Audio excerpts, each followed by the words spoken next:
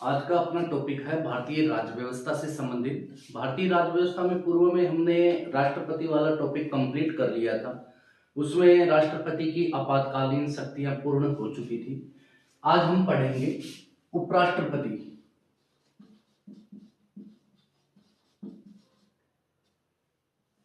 जैसा हम जानते हैं कि भारत में उपराष्ट्रपति का पद राष्ट्रपति पद के बाद देश का दूसरा सर्वोच्च पद होता है। यानी भारत का सबसे सर्वोच्च पद है वो राष्ट्रपति का है, जिसे प्रथम नागरिक कहा जाता है, और उसके दूसरे क्रम में आता है उपराष्ट्रपति।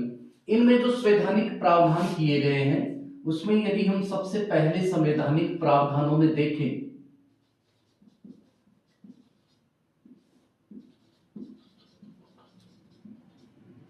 तो सबसे पहले अनुच्छेद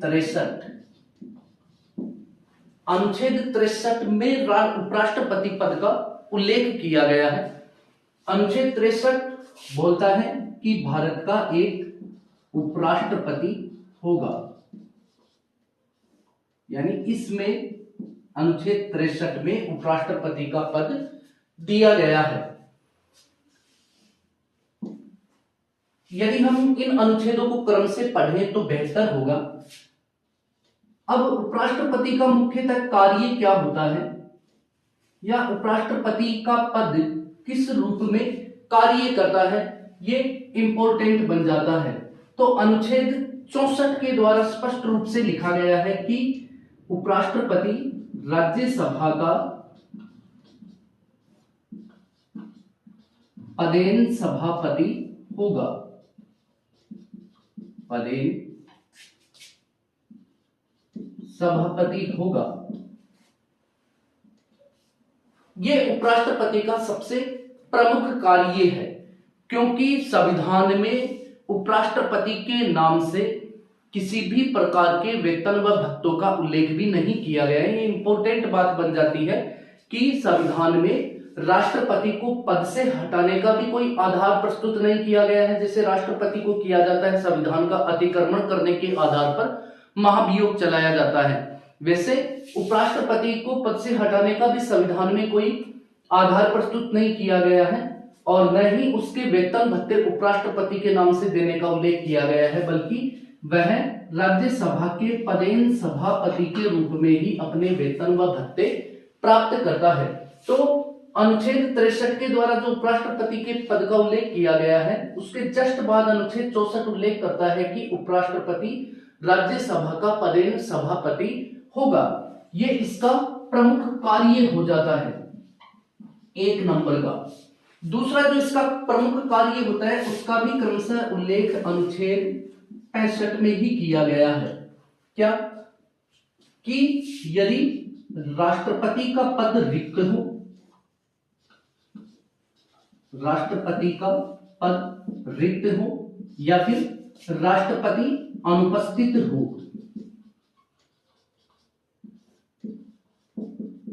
तो इस रूप में, यानी किस रूप में, राष्ट्रपति के रूप में या फिर राष्ट्रपति के कर्तव्यों का निर्वहन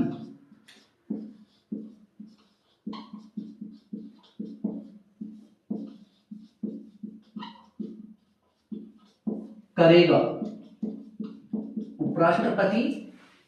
यदि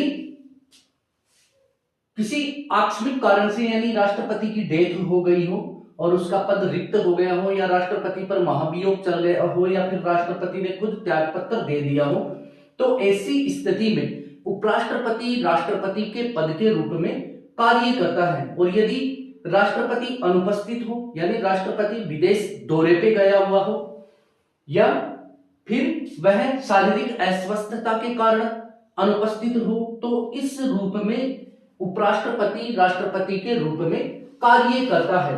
यहां पे ध्यान देने योग्य बात यह है कि ये जो दोनों चीजें हैं वो अमेरिका के संविधान से या अमेरिकी उपराष्ट्रपति के कार्य प्रणाली से पूर्ण रूप से जुड़ी हुई है। तो यहां पे हम बोल सकते हैं कि भारत में उपराष्ट्रपति पद का विचार कहां से लिया गया? अमेरिकी संविधान से लिया गया। या भारत के उपराष्ट्रपति पद से जुड़े हुए जो कार्य और कर्तव्य हैं वो पूर्ण रूप से अमेरिका के संविधान से मैच करते हैं। लेकिन इंपॉर्टेंट ये बन जाता है कि भारत में उपराष्ट्रपति पद के प्रावधान किस देश के संविधान से लिए गए हैं, तो यूनाइटेड स्टेट ऑफ अमेरिका से। यहाँ पे आपको एक बात बता दूं कि राष्ट्रपति का पद भारत में रिक्त होता है या अनुपस्थित होता है तो राष्ट्रपति के पद के कार्यों को कौन करता है, उपराष्ट्रपति करता है। अब यदि भारत के राष्ट्रपति का पद रिक्त हो गया, किसी कारणवश मृत्यु हो गई, जैसे भारत के से दो राष्ट्रपति डॉक्टर जाकिर हुसैन और फखरुद्दीन अली अहमद जिनकी पद पर्यंत ही मृत्यु हो गई थी, तो ऐसी स्थिति में भारत में उपराष्ट्रपति अधिकतम राष्ट्रपति के पद पर 6 माह तक ही कार्य कर सकता है। ये अधिकतम अवधि है। कैसे? जैसे आपने देखा होगा कि भारत में कोई भी सार्वजनिक पद रिक्त हो जाता है, चाहे वह किसी एमएलए का हो, एमपी का हो या फिर सरपंच का हो या फिर राष्ट्रपति या उपराष्ट्रपति का हो, तो उसे 6 माह के अंदर अंदर भरना अनिवार्य होता है। तो भारत में यदि राष्ट्रपति का पद रिक्त हो गया हो किसी कारणवश, तो उपराष्ट्रपति उस पर अधिकतम 6 माह तक ही कार्य कर सकता है। लेकिन ठीक उल्टा, क्या अमेरिका में यदि किसी राष्ट्रपति के रूप में किसी व्यक्ति की मृत्यु हो गई हो और उपराष्ट्रपति उस कार्य को करता है, तो वो तब तक करता है जब तक कि उस राष्ट्रपति के कार्यकाल की अवधि पूर्ण नहीं हो जाती। यानी अमेरिकी राष्ट्रपति के पद का कार्यकाल 4 वर्ष होता है, और यदि कोई 2 वर्ष के बाद में किसी राष्ट्रपति की डेथ हो गई और वहां का उपराष्ट्रपति उस पद पे कार्य करता है, तो वो अधिकतम 2 वर्ष तक कार्य कर सकता है। ये इसमें अंतर होता है। यहां पे हम एक बात और नोट कर ले कि उपराष्ट्रपति को सारे वेतन और भत्ते दूसरी अनुसूची के द्वारा, संविधान की दूसरी अनुसूची के द्वारा राष्ट्रपति, उपराष्ट्रपति, राज्यपाल, सुप्रीम कोर्ट, हाई कोर्ट के जजों को वेतन भत्ते दिए जाते हैं।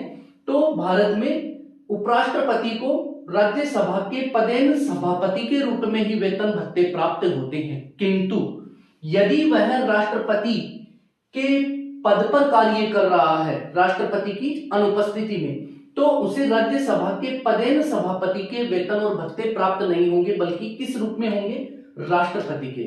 यदि उपराष्ट्रपति राष्ट्रपति पद के रूप में कार्य कर रहा है, तो उपराष्ट्रपति को राष्ट्रपति के समस्त लाभ, परिलाभ, वेतन भत्ते और सुख सुविधाएं प्राप्त होती हैं।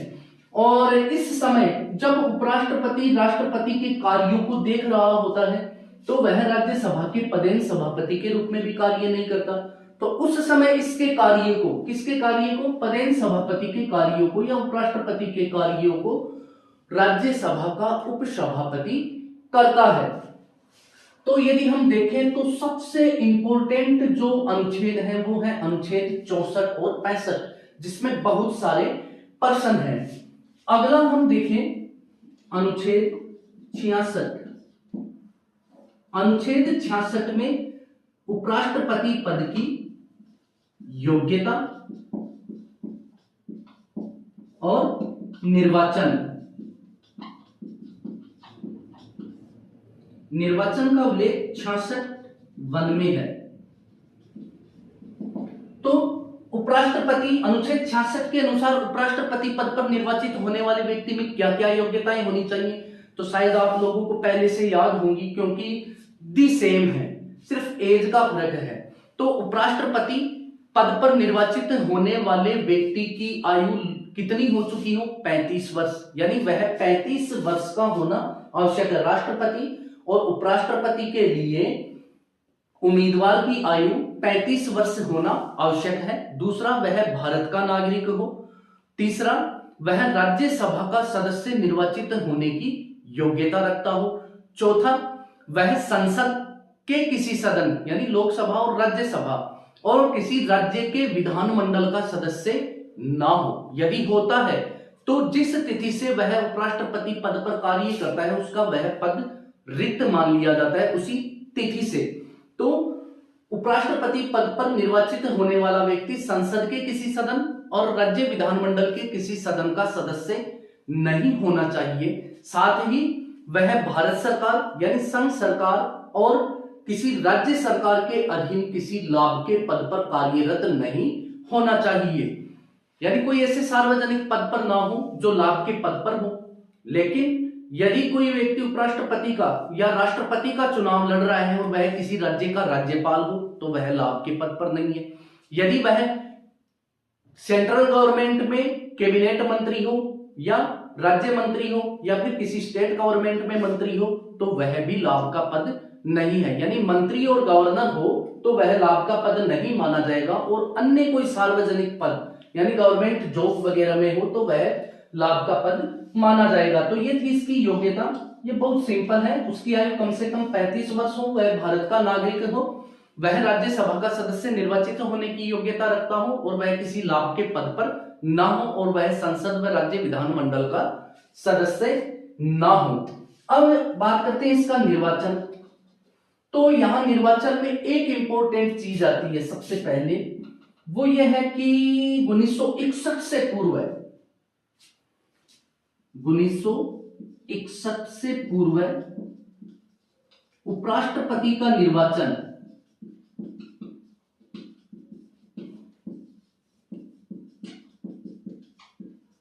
संसद के दोनों सदनों के यानी संसद के संयुक्त अधिवेशन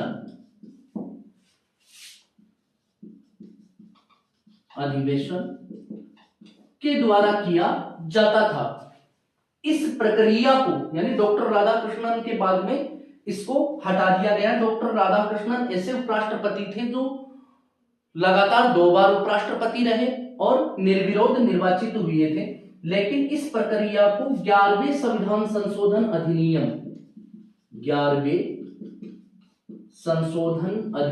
1961 के द्वारा हटा दिया गया।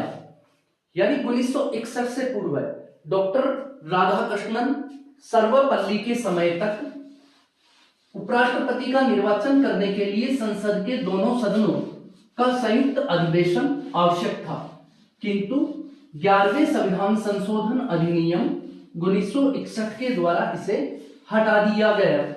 अब बात करते हैं कि उपराष्ट्रपति का निर्वाचन होता कैसे है।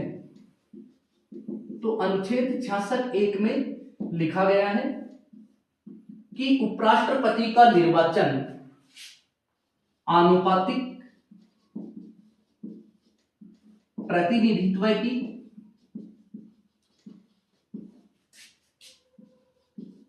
एकल संक्रमणीय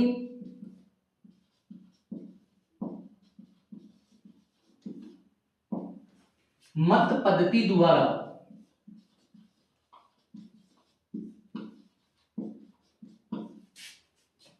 गुप्त मतदान से होता है।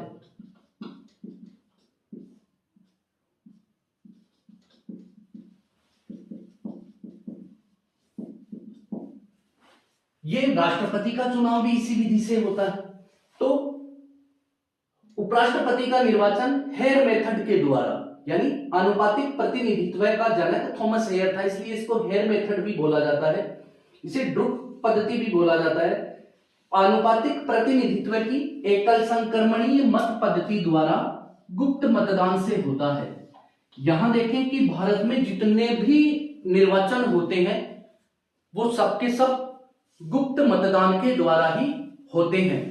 लेकिन राज्यसभा के सांसदों के जो निर्वाचन होते हैं वो अब खुले मतदान के द्वारा होते हैं। एनडीए की सरकार ने इसमें परिवर्तन किया था क्रॉस वोटिंग को रोकने के लिए। तो केवल राज्यसभा के सदस्यों का जो निर्वाचन होता है वो खुले मतदान के द्वारा होता है, बाकी सब गुप्त मतदान के द्वारा। हम भी एमएलए एमपी का मतदान में भाग लेते हैं तो वो भी गुप्त मतदान से होता है। ईवीएम को ढका हुआ होता है, हमारे वोट को कोई देख नहीं सकता। अब इसमें बात करते हैं कि उपराष्ट्रपति का जो निर्वाचन होता है उसके निर्वाचक मंडल में कौन कौन सदस्य होते हैं। तो उपराष्ट्रपति का निर्वाचन एक निर्वाचक मंडल के द्वारा किया जाता है जिसके सदस्य संसद के सदस्य होते हैं। संसद के सदस्य, तो संसद के सदस्य कौन कौन, यानी लोकसभा प्लस राज्यसभा के सदस्य, कैसे सदस्य, इसमें निर्वाचित भी भाग लेते हैं और मनोनीत सदस्य भी भाग लेते हैं। यानी लोकसभा में राष्ट्रपति द्वारा 2 एंग्लो इंडियन सदस्यों को मनोनीत किया जाता है, वो अब नरेंद्र मोदी की सरकार ने बंद कर दिया है। एंग्लो इंडियन का प्रावधान ही नहीं है, अब केवल 543 सदस्य होते हैं लोकसभा में। और राज्यसभा में राष्ट्रपति कला, साहित्य, समाज विज्ञान व सेवा से संबंधित 12 सदस्यों का मनोनयन करता है। तो वो 14 सदस्य भाग लेते थे, लेकिन अब राज्यसभा के केवल 12 सदस्य मनोनीत भाग लेते हैं, जबकि राष्ट्रपति के निर्वाचन में ये मनोनीत सदस्य भाग नहीं लेते थे। और राष्ट्रपति के निर्वाचन में राज्य विधानसभाओं के निर्वाचित सदस्य भाग लेते थे, जबकि उपराष्ट्रपति के निर्वाचक मंडल में केवल लोकसभा व राज्यसभा के सदस्य भाग लेते हैं। अब ये तो हो गई इसकी निर्वाचन की प्रक्रिया। अब बात करते हैं इसका कार्यकाल। तो अनुच्छेद 67 में उपराष्ट्रपति का कार्यकाल दिया गया है। तो उपराष्ट्रपति का कार्यकाल कितना होता है? 5 वर्ष का होता है। जिस तिथि को उपराष्ट्रपति शपथ लेता है या अपना पद ग्रहण करता है, उस तिथि से 5 वर्ष तक वह अपने पद पर बना रहता है। इससे पूर्व उपराष्ट्रपति अपने पद से त्याग पत्र दे सकता है। तो उपराष्ट्रपति अपना त्याग पत्र किसे प्रस्तुत करता है? राष्ट्रपति को देता है। राष्ट्रपति अपना त्याग पत्र उपराष्ट्रपति को देता है और उपराष्ट्रपति अपना त्याग पत्र राष्ट्रपति को देता है। इसके अलावा उपराष्ट्रपति को उसके पद से 5 वर्ष पूर्व भी हटाया जा सकता है। कैसे हटाया जा सकता है? तो उपराष्ट्रपति को पद से हटाने की प्रक्रिया केवल राज्यसभा में ही शुरू की जा सकती है। तो राज्यसभा अपने विशेष बहुमत से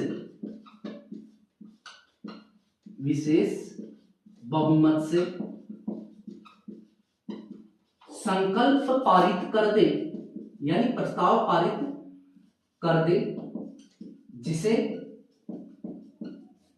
लोकसभा अपने सामान्य बहुमत से या अपने साधारण बहुमत से स्वीकृत कर दे।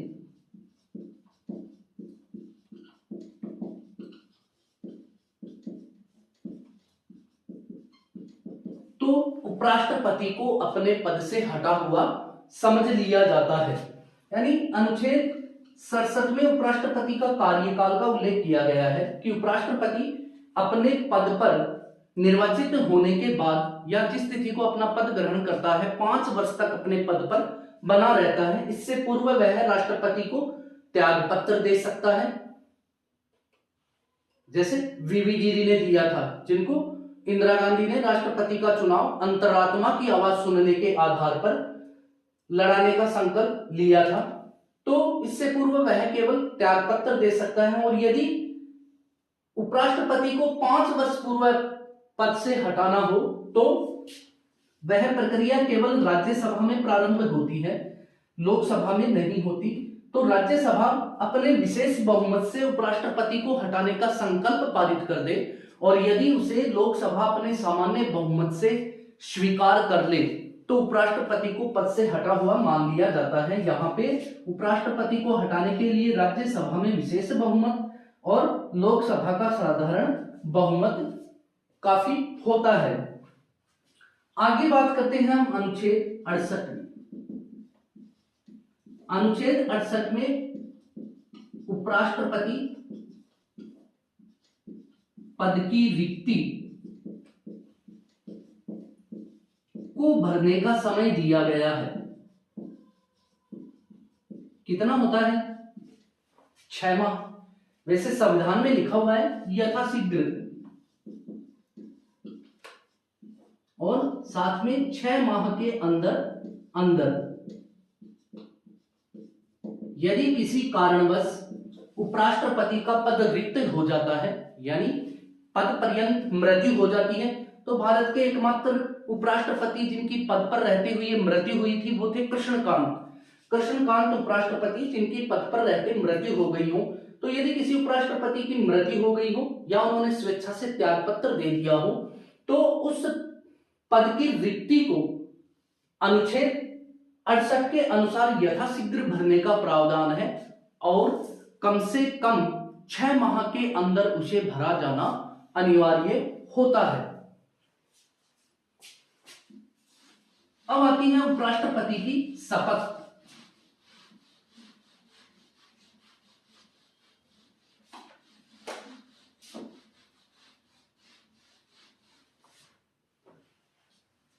तो उपराष्ट्रपति की शपथ का उल्लेख अनुच्छेद 69 में है।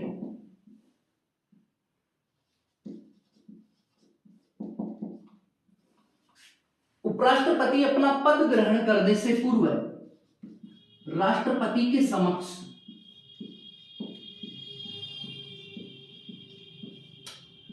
अपने पद की शपथ लेता है। उपराष्ट्रपति को शपथ कौन दिलाता है? राष्ट्रपति। यह कार्य राष्ट्रपति स्वयं भी कर सकता है या राष्ट्रपति इस हेतु किसी व्यक्ति को नियुक्त कर सकता है, यानी वह सुप्रीम कोर्ट के मुख्य न्यायाधीश को भी यह कार्य सौंप सकता है। किंतु अब तक भारत के राष्ट्रपति द्वारा ही उपराष्ट्रपति को पद की शपथ दिलाई गई है। तो अनुच्छेद 69 के अनुसार उपराष्ट्रपति अपना पद ग्रहण करने से पूर्व राष्ट्रपति के समक्ष पद की शपथ लेता है। वह संविधान को साक्षी मानकर, ईश्वर को साक्षी मानकर संविधान के अनुसार या संविधान के अनुरूप श्रद्धा पूर्वक कार्य करने की शपथ लेता है या अपने कर्तव्यों का निर्वहन करने की शपथ लेता है। अनुच्छेद 70 में संसद राष्ट्रपति के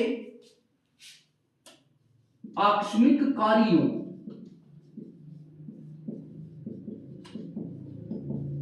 को पूरा करने हेतु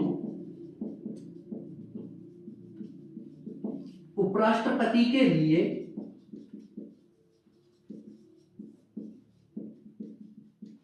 उपबंध कर सकती है।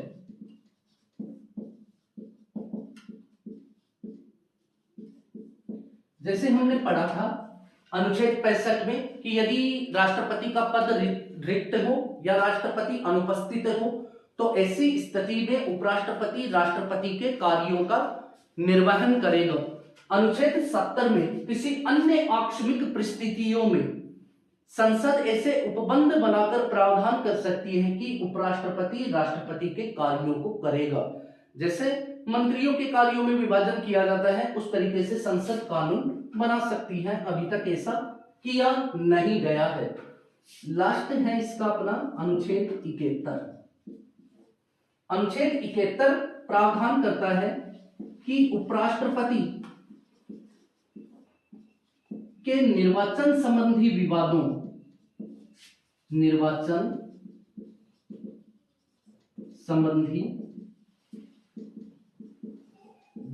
का निर्णय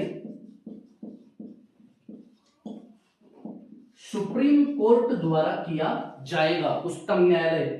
अनुच्छेद 71 यदि उपराष्ट्रपति के निर्वाचन को लेकर के कोई विवाद उत्पन्न होता है तो उसका निर्णय सुप्रीम कोर्ट करती है और सुप्रीम कोर्ट का निर्णय अंतिम और मान्य होता है।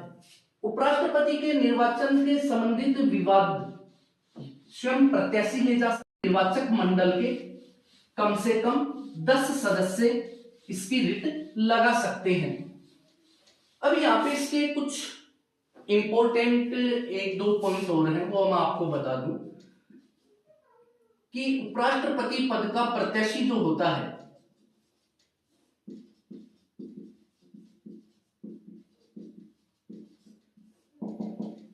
यदि यह अपने नामांकन पत्र को दाखिल करता है या प्रस्तुत करता है तो इसे 20 प्रस्तावक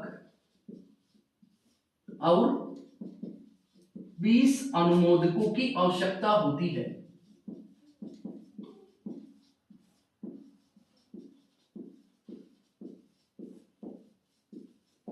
इसके साथ ही इसे 15,000 रुपए जमानत राशि जमा करानी होती है।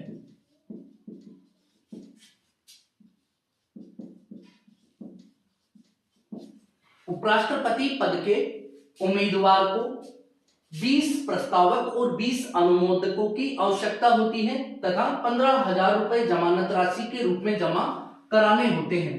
राष्ट्रपति और उपराष्ट्रपति की ये जमानत राशि कहां जमा होती है? आरबीआई में, रिजर्व बैंक ऑफ इंडिया में जमा होती है।